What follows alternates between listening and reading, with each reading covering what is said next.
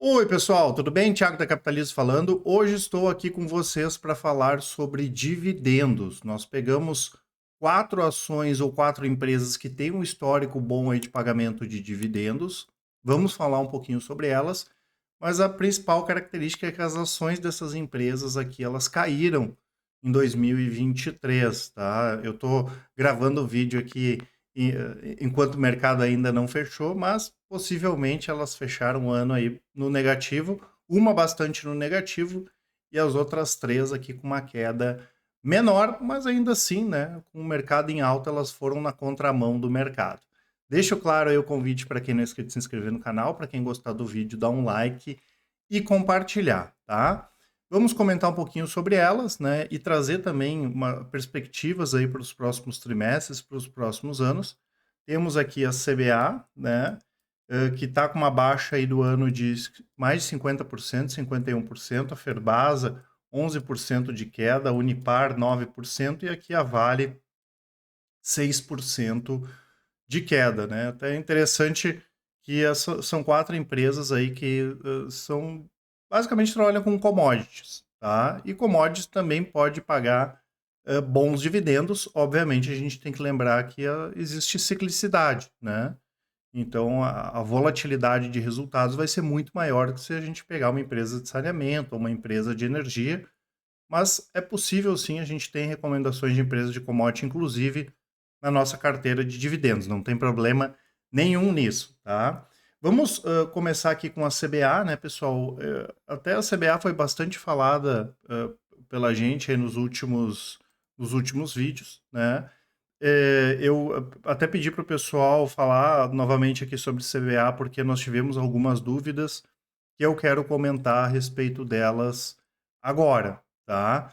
Eh, Primeiro, só para contextualizar, né, pessoal, a gente entende que CBA é uma empresa barata, né, uma empresa que tem historicamente uma gestão interessante, é uma empresa que é líder no segmento aqui de alumínio, e mesmo o alumínio não sendo nossa matéria, o material aí preferencial, né? A gente tem o ferro cromo ali da Ferbasa, o próprio minério, o cobre, níquel da Vale, que no nosso entendimento são mais interessantes. A CBA é uma empresa bem gerida e é uma empresa que sofreu, as ações da empresa sofreram demais aí nos últimos anos. Não que o resultado não tenha sofrido, inclusive, se vocês procurarem aqui no canal, tem um vídeo que eu falo mais sobre ela, mas a gente entende que foi exagerada a queda, tá? Mas ficaram algumas questões aqui que são importantes. Primeiro, poxa, mas como é que a CBA é uma boa pagadora de dividendos se agora que ela foi pagar dividendo, né? Pessoal, a gente não pode esquecer que ela existe fora da bolsa desde os anos 50 e sempre foi uma empresa importante para o grupo Votorantim, acho que dispensa maiores apresentações em relação à questão de resultados, né? Outra coisa, mas a CBA exporta pouco. Na verdade, mesmo que a CBA exportasse mais, eu acho que foi 8 ou 9% no último trimestre, mesmo que ela exportasse mais, o problema foi o preço mesmo, tá? O volume nem foi tão problemático, mas o preço do alumínio, né, realmente ele caiu demais depois de ter subido pra caramba até 2021, né? Teve a maior alta dos últimos 10 anos, aí a gente teve guerra, o ano passado, Rússia e Ucrânia. A Rússia é um dos principais produtores do mundo de alumínio. Tivemos o golpe da Guiné, que acabou puxando mais ainda os preços, e depois os preços derreteram. É cíclico, isso faz parte, né? Então, isso trouxe os resultados da CBA para baixo, junto com o aumento de custos, né? Na nossa visão, basta a CBA, isso eu expliquei bem no vídeo, basta ela normalizar os resultados dela, né? Simplesmente diminuir os custos, nem precisa aumentar muito a receita, que ela vai melhorar bastante os resultados e aí ela vai conseguir pagar mais dividendos do que ela já vai pagar agora, né? Possivelmente levando em conta o preço atual da ação é um yield acima de 10%, quem sabe 13, 14%, considerando o preço atual da ação que está muito baixo. E outra questão que foi perguntado também, né, e que algumas pessoas questionaram, nós tivemos não só por parte da CBA, mas, por exemplo, a Metal Leve fez esse movimento de lançar ações, pagar dividendos, a CBA fez aumento de capital e anunciou pagamento de dividendos, tá? Claro que isso, né, pessoal, não é o melhor cenário do mundo, né? Mas o que tem que ficar claro para o investidor? Primeiro, qualquer empresa tem problema, né? Se a gente for parar de investir nas empresas que têm qualquer tipo de problema, ninguém vai investir em nenhuma empresa da bolsa, porque todas vão ter problemas, tá? O importante é como a empresa lida com ela, né? Lida com esses problemas, tá? E outra questão é que a CBA ela fez esse movimento para preservar o caixa da empresa, né? Ou seja, ela fez esse aumento de capital pensando no acionista, ela não estava contra o acionista. Óbvio, a gente não está aqui para defender empresa nenhuma, mas para trazer uma visão que às vezes o mercado exagera demais, né, nas reclamações ou contestando coisas que não faz sentido, como foi nesse caso aqui para a gente da CBA. E outra coisa, o que é melhor fazer? Aumento de capital, pensando no investidor. Para a empresa é melhor fazer aumento de capital quando a ação está nas altas, tá nas máximas, não nas mínimas, né? Como o preço da CBA está agora. Então, o que foi melhor? Quem conseguiu aumentar a sua participação na CBA com o preço baixo ou se ela tivesse feito o aumento de capital lá em cima? Várias empresas entraram na bolsa e nem precisavam ter feito IPO, né? Várias empresas, quando o mercado está subindo, faz aumento de capital e não necessariamente precisam daquele dinheiro. Agora, qualquer empresa da bolsa, em algum momento, vai fazer aumento de capital, né? Então a gente tem que ter um pouco de calma em relação a isso, seja para preservação de caixa, ou seja pensando em crescimento. Tá? Então, assim, não é o melhor cenário de todos, mas é tranquilamente, a empresa não vai deixar de ser boa por causa disso, e pensem sobre isso que eu falei. A empresa foi tão legal nesse sentido com o acionista que ela fez mesmo esse aumento de capital mesmo com a ação lá embaixo, tá? O que acabou mostrando para o mercado, e até isso, claro, pode ter ajudado no curto prazo, como as ações aí estão baratas, tá? Então, a gente entende sim, claro, mesmo com essa questão da ciclicidade, que a CBA tem potencial aí para aumentar o pagamento de dividendos e está nas próximas listas das melhores pagadoras aí nos próximos anos. Aí nós entramos na lista aqui das empresas que já não caíram tanto, como é o caso da Ferbasa, né? A gente percebe que existe volatilidade também em relação ao pagamento de dividendos, porque é cíclico, né? A Ferbasa, ela trabalha com ferro cromo, com ferro silício, ela é uma das principais produtoras do mundo de ferro cromo, é a única das Américas aí que é produtora integrada. Ela tem minério de cromo para 80 anos de produção, então é uma empresa que não tem muita necessidade de investimento, é uma fundação que é dona da Ferbasa, e isso é bom para essa questão de pagamento de dividendos. E o que nós tivemos, pessoal? Ciclo, né? Nós tivemos entre 2020 até o ano passado um forte ciclo de aumento de preço do ferro cromo, que deu uma pausa. E junto com essa pausa, a gente teve aumento de custos também, e realmente o último trimestre foi fraco. De novo, faz parte, são ativos cíclicos. Agora, quando a gente esmiuça os resultados, né, é uma empresa, como eu falei, não tem necessidade de investimento, gera caixa demais, e mesmo nesse cenário adverso de curto prazo, ela aumentou a posição de caixa dela, né, o que mostra que é uma empresa muito boa. Né? Hoje ela tem uma dívida líquida negativa de quase 700 milhões de reais, uma empresa que vale 4 bi em bolsa. Né? Quase vamos arredondar para cima, né? Um quarto do valor, né? Se fosse 1 bilhão aqui, um quarto do valor da empresa, ela tem uma posição de caixa, né? Pagaria todas as dívidas e sobraria 700 milhões. Ou seja, é barato. Hoje mesmo com o resultado pressionado, um PL aí na casa de 8 vezes, né? Tranquilamente também pode pagar um yield acima de 10, 12%, considerando o preço atual das ações. Então a gente entende que é só uma questão cíclica de momento da empresa, né? Diminuiu o volume os preços pararam de subir de ferro cromo e por outro lado aumento de custos, que isso aí deve normalizar agora aí nos próximos trimestres. Isso vai acabar ajudando várias outras empresas, tá? Antes de continuar, pessoal, quero só deixar 2 presentes aqui para vocês. O primeiro que é o cupom Boas Festas, para quem quiser assinar a nossa assinatura completa com até 40% de desconto. E também o nosso guia dos dividendos, já que estamos falando aí de dividendos. Aqui nós temos recomendações de empresas de dividendo, inclusive uma delas é a Ferbasa, não é segredo para ninguém aqui que a gente recomenda a Ferbasa, principalmente para o longo prazo. Mostra ali como é possível montar uma boa carteira de dividendos e também quanto é possível receber por mês com pagamento de dividendos.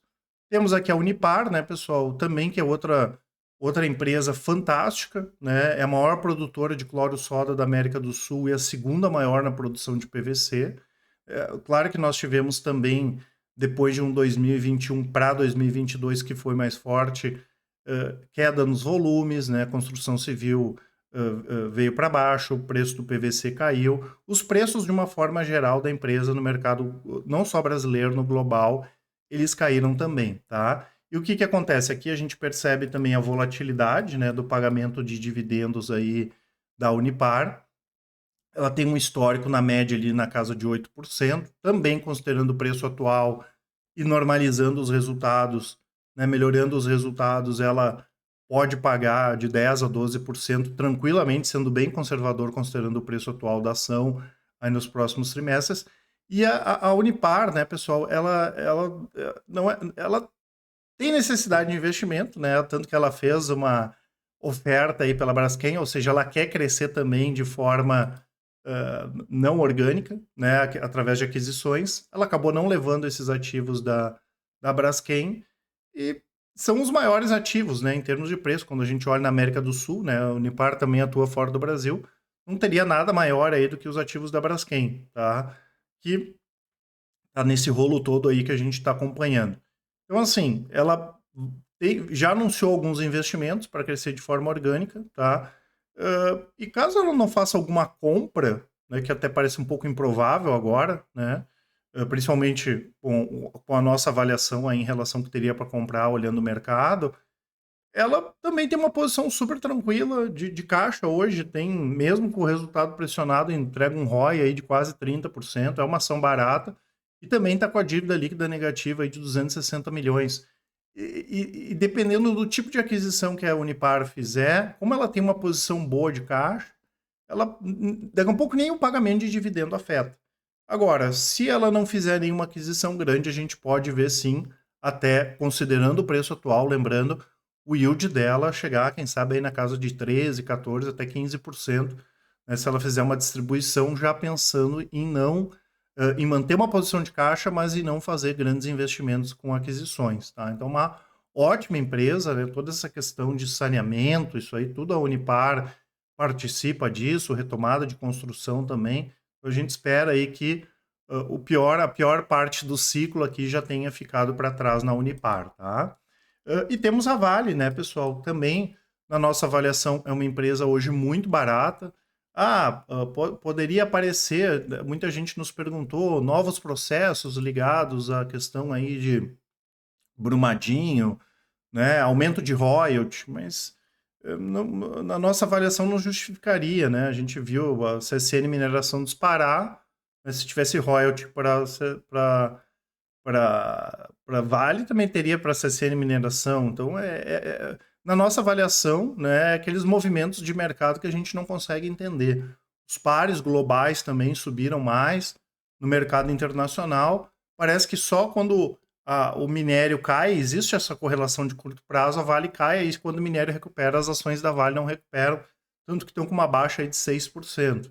Tem a questão da China, mas pensando no longo prazo não tem nada novo, no curto prazo a gente espera uma retomada, né, um crescimento da China, eles vão continuar colocando dinheiro aí na economia. No longuíssimo prazo, a gente já comentou que as mineradoras australianas perdem mais, né, do que a Vale, em função dos investimentos que as chinesas têm feito na África, até para não depender tanto, porque esse mercado é um mercado concentrado, né? A Vale, BHP, Rio Tinto são donas do mercado. É diferente do mercado de siderurgia, que é bem fragmentado, o mercado de mineração não, tá?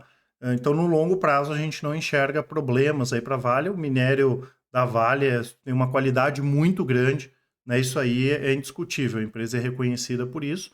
Ou seja, a gente tem uma ação barata, uma empresa que tem potencial de crescimento, né? Ela recentemente vendeu a parte de materiais básicos, né? Eu comentei que a gente gosta muito dessa posição de níquel, a posição de cobre também, e a ação não vem para cima, tá? Então é um caso aí bem atípico, né? E na nossa avaliação, não estou falando em recomendação, uma ação barata, também com potencial aí de pagar pelo menos 10% aí nos próximos trimestres, né? Levando em conta, claro, o preço atual da ação. E como ela gera muito caixa, tá, pessoal? Esses dividendos podem até aumentar, né?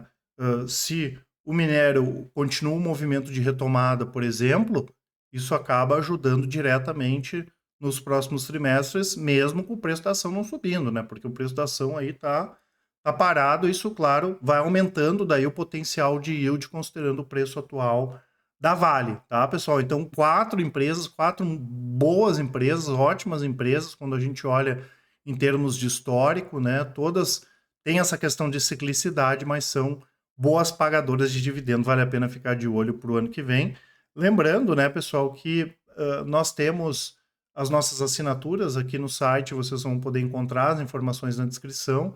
Tem aqui o nosso relatório de performance aqui em resultados, inclusive nós temos uma carteira de dividendos que vem performando muito bem desde o seu início, né? Tá nas máximas históricas ali da carteira, mais de 300% contra 109 do Ibovespa e 149 do IDIV. E aqui nós temos o retorno de dividendos em relação ao início da carteira, né? Esse ano a gente está fechando em torno de 22% em relação ao yield, ao que seria o yield on cost, em relação ao yield da carteira, uma média aí na casa de 23%, considerando o início da carteira.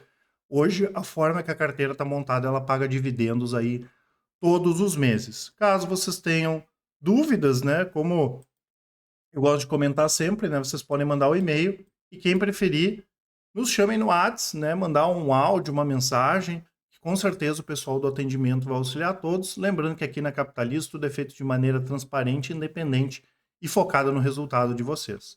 Um grande abraço e ótimos investimentos. Até mais.